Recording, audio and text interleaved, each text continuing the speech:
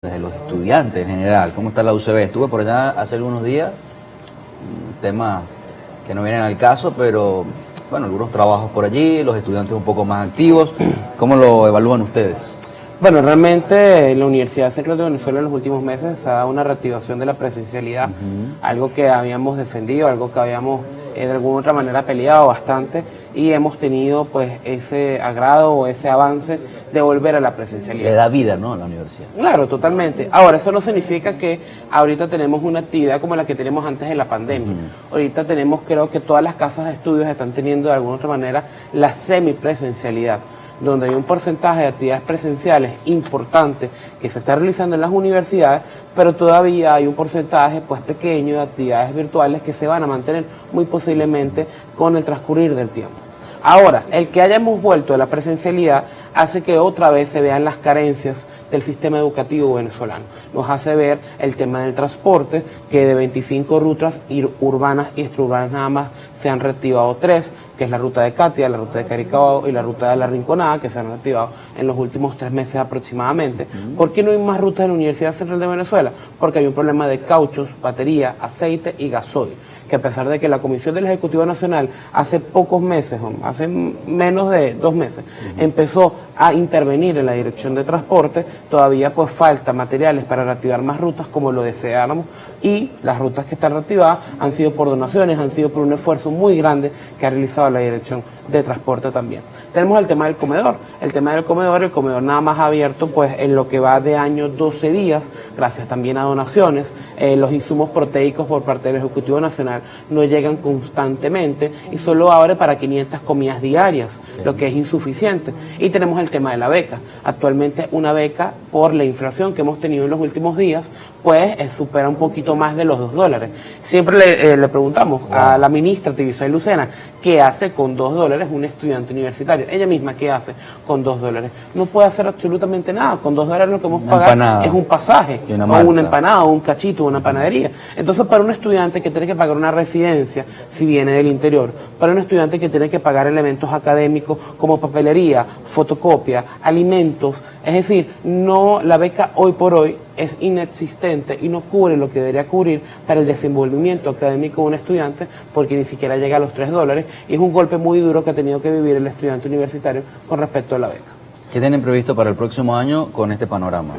Mira, para el próximo año... Y bueno, y contrastando que ayer se aprobó el presupuesto de la Nación, digamos. Sí, exactamente, pero nosotros pues esperemos que se establezca una mesa de trabajo en la que pueda estar en la Federación de Centros Universitarios, el Ministerio de Educación Universitaria y las autoridades universitarias, entre esas la Organización de Bienestar Estudiantil, una mesa de trabajo para analizar el tema de la beca estudiantil, para analizar el tema de las reivindicaciones estudiantiles que han sido tan golpeadas. Esperemos que para el año que viene pueda haber un reajuste en los sueldos y salarios de nuestros profesores universitarios, profesores que lamentablemente su sueldo y salario hoy no llega ni siquiera a $100. ¿Y tienen propuestas concretas en ese sentido, en el tema de las becas? Sí, claro, por supuesto. Con el tema de las becas tienen que superar los $100 como mínimo.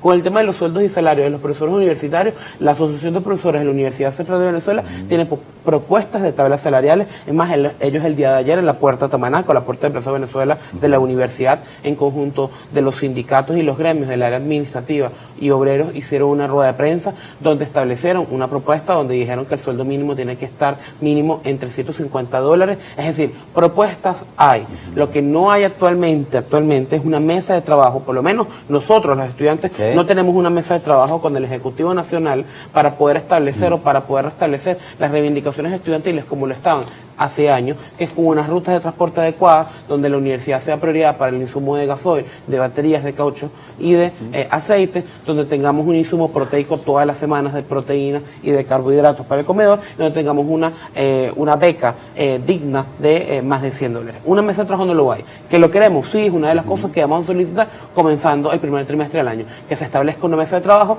tanto con el Ejecutivo Nacional como con las autoridades, en el que estemos los tres, para que podamos encaminar las reivindicaciones estudiantiles. ¿Y eso se ha planteado? ¿La han solicitado? Sí, la hemos solicitado, pero no se ha dado, lamentablemente, no hemos tenido respuesta, lamentablemente. La universidad estaba desprotegida y el gobierno entonces puso un protectorado en la universidad.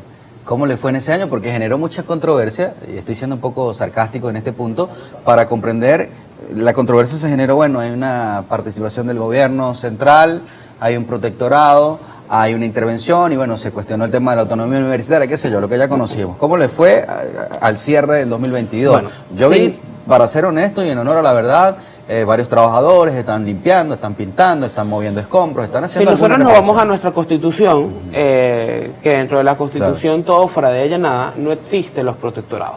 Entonces nosotros nos tenemos que basar en la Constitución. Los protectores no existen. Existe un presupuesto que tiene que asignarle a la Universidad Central de Venezuela. Un presupuesto reconducido, un presupuesto asfixiado, una crisis presupuestaria que tiene por lo menos 15 años en la universidad, que llevó a que no se pudiese hacer mantenimiento de la humanidad. Recordemos que en Latinoamérica la Universidad Central de Venezuela fue la primera casa de estudios que declararon Patrimonio de la Humanidad. Y que acaba de cumplir 300 años. Exactamente, y que cumplió hace poco, pues más de 20 años que lo declaró la UNESCO. Y eso necesita un mantenimiento especial.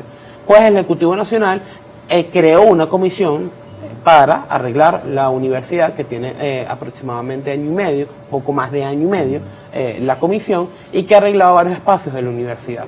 Ahora, eso no quita que la universidad siga con una crisis presupuestaria. La universidad sigue con una crisis presupuestaria porque todo el tema de los arreglos lo maneja directamente el Ejecutivo Nacional. ¿Que nosotros estamos en contra de los arreglos? Para nada. Nosotros aplaudimos que la Universidad Central de Venezuela pase ahorita por una fase de arreglo. Ahora, esa fase de arreglos debió hacerse hace años, porque la universidad llega a las condiciones que llega es por la falta de mantenimiento y por la falta de presupuesto por parte del Ejecutivo Nacional. Era una deuda que le tenía el Ejecutivo a la universidad hace muchos años y es deber del Ejecutivo hacer esos arreglos en la universidad. Ahora, han recuperado espacios, han rehabilitado espacios, pero también falta mucho. Falta el aula magna, por ejemplo. Falta la Escuela de Estudios Políticos Administrativos que se incendió y no se ha rehabilitado actualmente. ¿Y está proyectado, sabes? Hasta ahora no hemos tenido respuesta de la comisión. ¿La comisión le rinde cuenta a los estudiantes?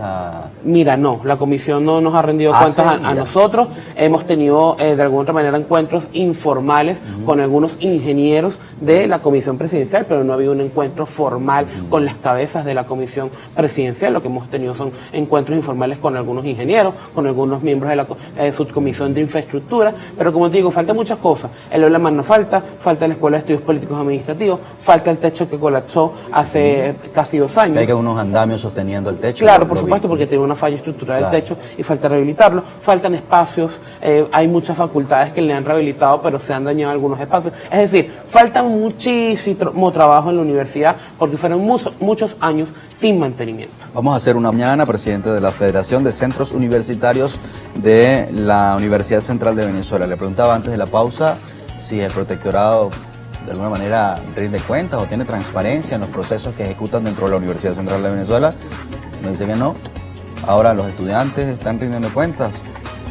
Bueno, el día de hoy, justamente, después de 6 meses del proceso electoral del área estudiantil, vamos a tener una memoria y cuenta donde vamos a explicar qué hemos hecho en estos 6 meses una vez que fuimos electos en la Federación de Centros Universitarios, máximo órgano de gobierno de la Universidad Central de Venezuela, y realmente nosotros lo que queremos es explicarle al estudiante qué se han hecho en este tiempo. Nosotros cuando fuimos a la Federación de Centros Universitarios, nosotros no tenemos unas rutas activas, tenemos un problema con el comedor, teníamos un problema también con el tema de las becas, pero más allá tenemos una universidad donde no tenía actividades presenciales. No tenemos una universidad donde tenemos una crisis de la presencialidad muy grande. Nosotros hicimos un trabajo en conjunto con los profesores, en conjunto con las organizaciones, en conjunto con las direcciones, de reactivar todo lo que es la universidad en el área presencial. Hacer un trabajo de hacer foros, hacer charlas, hacer actividades deportivas, hacer actividades culturales, hacer la mayor cantidad de actividades posibles presenciales porque el universitario quería otra vez volver a la casa de estudios, quería volver a la presencialidad, y en estos 6 meses tenemos un lema y es que en 180 días la Federación y la UCB cambió 180 grados y hoy tenemos mucha más presencialidad, muchas más actividades, mucha más articulación del área estudiantil, mucha más presencia del gremio estudiantil en las actividades, y eso ha sido una de las cosas más importantes que ha hecho este gremio estudiantil o esta dirección estudiantil en estos 6 meses. Ahora, también está prevista las elecciones de las autoridades, que es una de las peticiones también que han hecho los estudiantes. ¿Cómo avanza ese tema? ¿Qué se dice? Mira, el año pasado se dio la renovación de la representación estudiantil, después se dio la renovación de la representación de los egresados, y se dio la representación de la Asociación de Profesores. ¿Okay? Recordemos que la representación estudiantil tenía 3 años que no se elegía, la representación de los egresados tenía 12 y la Asociación de Profesores tenía 15. Wow. Es decir, se dio una renovación paulatina de 3 áreas importantísimas de la universidad. Ahora, falta una elección importantísima que es la elección de las autoridades. Cerramos el año sin un cronograma electoral, cerramos el año sin tener una fecha sobre las elecciones de autoridades. Yo creo que es importante que el primer trimestre del año que viene tengamos una fecha sobre las elecciones de autoridades, porque estamos hablando que en julio del año que viene cumplen 15 años las actuales autoridades de la Universidad Central de Venezuela. Es necesario aplicar la renovación o tener un ejercicio de renovación en la Universidad Central de Venezuela. La renovación es también un pilar fundamental de la autonomía y es indispensable que podamos tener ese avance de las elecciones de autoridades. El Consejo Universitario el año pasado aprobó un reglamento transitorio donde modifica el tema de las elecciones, donde se le da una participación a todos los sectores de la universidad, pero porcentualmente, y esperemos que el año que viene podamos tener esas elecciones que son tan importantes para la vida académica de los universitarios. Ahora, ¿por qué cierra el año sin el cronograma electoral? Cierra el año sin el cronograma electoral porque la universidad estaba estudiando qué mecanismo utilizar para estas elecciones. Como te decía anteriormente, estamos hablando de que el Consejo Universitario, máximo órgano de cogobierno, realizó una normativa transitoria para las elecciones de autoridad. Estamos hablando que va a votar todos los sectores, los 5 sectores de la universidad: profesores, estudiantes, egresados, personal obrero, personal administrativo, pero con porcentajes distintos, teniendo el voto profesoral un porcentaje importante. Ahora, si tú sumas los 5 sectores de la universidad, votan casi 300.000 personas. Es decir, es un número y es un padrón importantísimo. Claro. Es una responsabilidad que va a tener la Comisión Electoral importantísima. ¿Es viable hacer esta elección de manera manual? Si no se hace manual, ¿qué mecanismo va a utilizar la universidad para hacer esta elección? Entonces la universidad, la Comisión Electoral, el Consejo Universitario, ha buscado los mecanismos para ver de qué mejor manera se puede hacer la elección, de qué mejor manera se puede blindar este proceso electoral para que no haya ningún incidente, tomando en cuenta que sería un evento en el que se habilitarían 300.000 personas y la participación sería una participación importante porque el universitario quiere votar, el universitario quiere elegir y por eso pues no se ha cerrado, pero es importante que la Comisión Electoral, es importante que el Consejo Universitario busque la mejor herramienta, el mejor mecanismo, el que haga más fácil esta elección para que podamos tener una fecha para el año que viene. El tema de la libre escogencia, la alternabilidad y fortalece los procesos democráticos en la vida universitaria. Interesante. Ahora, la universidad cumple la próxima semana 301 años. Una fecha importante, por supuesto, por todo lo que conocemos de la ilustre Universidad Central de Venezuela. ¿Alguna actividad prevista, considerando que están también saliendo ya de vacaciones navideñas? Bueno, el día de mañana, según el calendario de la universidad, terminan las actividades pues académicas y administrativas en la universidad. A pesar de eso, la semana que viene nuestra universidad cumple 301 años de historia, una universidad pues que ha luchado, que ha sido pilar fundamental en los cambios políticos, culturales, sociales y económicos de Venezuela. Estaremos también ahí en nuestra casa de estudios, pues haciendo pues alguna conmemoración, haciendo actividades y rindiendo el homenaje para el que fue nuestro primer rector y estuvo pues a la vanguardia de los estatutos de la autonomía universitaria, que fue José María Vargas. El trabajo político, Jesús, no escapa de la realidad universitaria por ese papel protagónico que han tenido históricamente los estudiantes en Venezuela. Y bueno, el país vive un momento bien interesante políticamente, a la víspera de una elección presidencial, proceso donde las organizaciones políticas también se están reacomodando y haciendo modificaciones internas. ¿Cómo evalúa el momento político que vive el país, sobre todo considerando que tiene responsabilidades políticas también? Sí, bueno, ahorita el país está cerrando un año donde tenemos una Comisión Nacional de Primarias, que el lunes dio de alguna manera un estatus de las discusiones. Realmente nosotros esperamos que se pueda dar una fecha de las primarias que se pueda concretar. El profesor Jesús María Casal hablaba de una fecha tentativa para la última semana de junio. Nosotros esperamos que se pueda dar la organización de este proceso de primarias, que es indispensable para lo que van a ser las presidenciales del 2024. Yo creo que es indispensable que tenga que haber una unificación de la oposición, pero no una unificación de palabras. No es que yo me siente en un programa y te diga que la oposición necesita unidad, pero no la practique ni mi partido, ni la practique con los otros partidos. Yo creo que es indispensable que ese proceso de primaria sea un proceso donde participen absolutamente todos los partidos políticos y todas las oposiciones o toda la oposición, todas las líneas partidistas de la oposición, para que sea un proceso lo más inclusivo posible, para que sea un proceso lo más transparente posible. Y yo creo que es indispensable tener una bandera, una única bandera, para poder tratar de lograr un cambio en Venezuela en el 2024 en las elecciones presidenciales, pero también vamos a tener un año donde va a estar marcado el diálogo, donde vimos que el diálogo en México se restableció, que hay unos acuerdos sociales, donde nosotros como federación también fue una de las exigencias, se estableciera una mesa del área social donde se discutiera a dónde va a ir destinado su fondo, pero creemos que el diálogo tiene que también ser permanente, tiene que también incluir a todos los sectores de la oposición, tiene que incluir a los jóvenes también, los jóvenes tenemos que ver reflejados en el diálogo. ¿Han sido convocados en algún momento en este proceso de diálogo los líderes universitarios, estudiantiles? Mira, una sola vez me convocó la Comisión del Diálogo Nacional para una reunión, en la cual fui. Creemos que se tiene que dar otra reunión. Nos parece importante e indispensable, más que todo cuando se dio la aprobación o la liberación de estos fondos que van a ir dirigidos al área social, más que todo al área educativa y el área de salud. Pero creemos el año que viene que tiene que ser indispensable el seguir con el diálogo. Creemos que tienen que haber también acuerdos para la liberación de presos políticos, tienen que haber acuerdos para condiciones electorales. Una fecha ideal, ¿no? Diciembre, por ejemplo.